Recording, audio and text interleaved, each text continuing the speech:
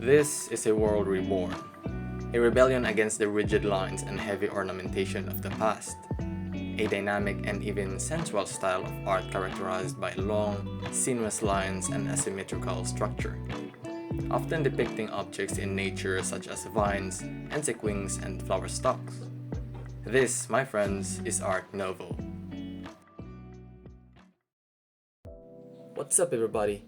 My name is Mojello, and along with me is John Michael Martinez, and today we will unearth the origins of Art Nouveau, what was once a style, now a movement. The advent of Art Nouveau, or literally new art, can be traced to two distinct influences.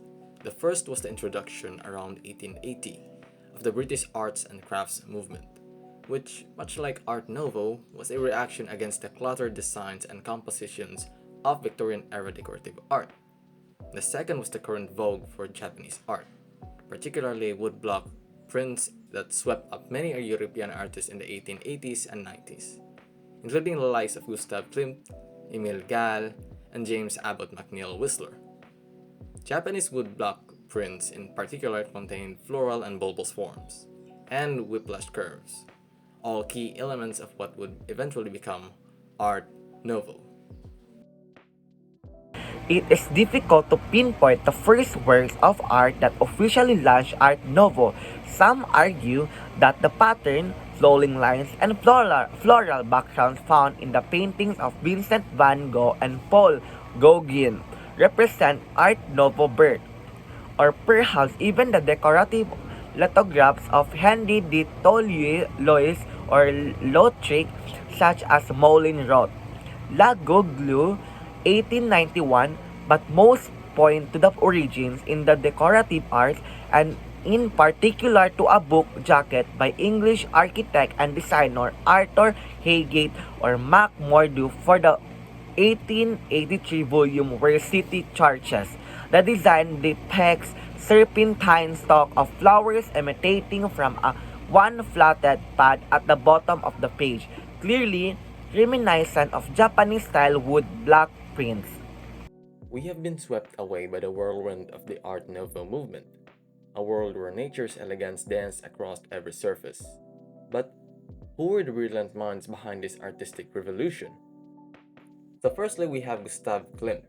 Perhaps one of the first artists everyone thinks of when Art Nouveau is mentioned is the Austrian artist Gustav Klimt. As the first president of the Austrian secession group, the Vienna-based Art Nouveau group that brought together artists, designers, and architects, Klimt worked towards the principle of the Gesamtkunstwerk, combining beauty and utility. Eroticism and sexuality were important elements in Klimt's work, elements that pervaded Vienna in philosophy, psychology, and the arts around 1900s. This eroticism shines through clearly in Klimt's most iconic work, The Kiss, in 1907, which shows two lovers in a passionate embrace. The rich golden design, flattened form, and sensual curves are exemplary for the Art Nouveau style of the time. Aside from Gustav Klimt, we also have the legendary Czech artist Alphonse Mucha. He was primarily known for his commercial posters and advertisements. He was interested in depicting the new woman, celebrating femininity, sexuality, and empowered women of the modern age. His poster Gismunda in 1894, made for Victorian Sardo's play of the same name, became an emblem of the Art Nouveau style and inspired many artists after him. He is also famous for his depictions of different seasons in the shape of women. Of course, Art Nouveau also manifests in architecture. Take a look at the Hotel Tassel designed by Victor Horta. This masterpiece is considered one of the first true examples of Art Nouveau architecture.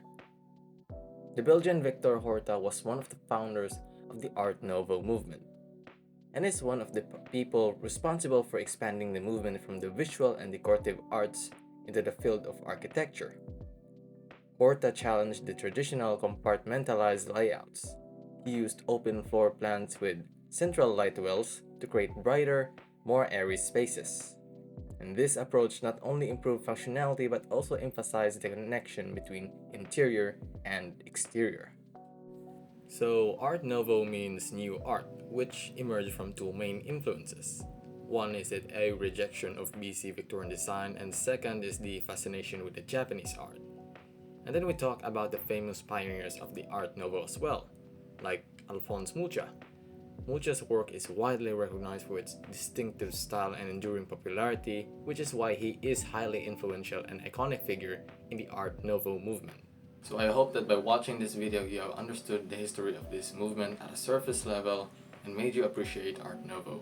Remember, Art Nouveau's influence isn't confined to museums only. It is everywhere, they're all around, imprinted with its legacy. I am Milan Mojello and thank you for watching.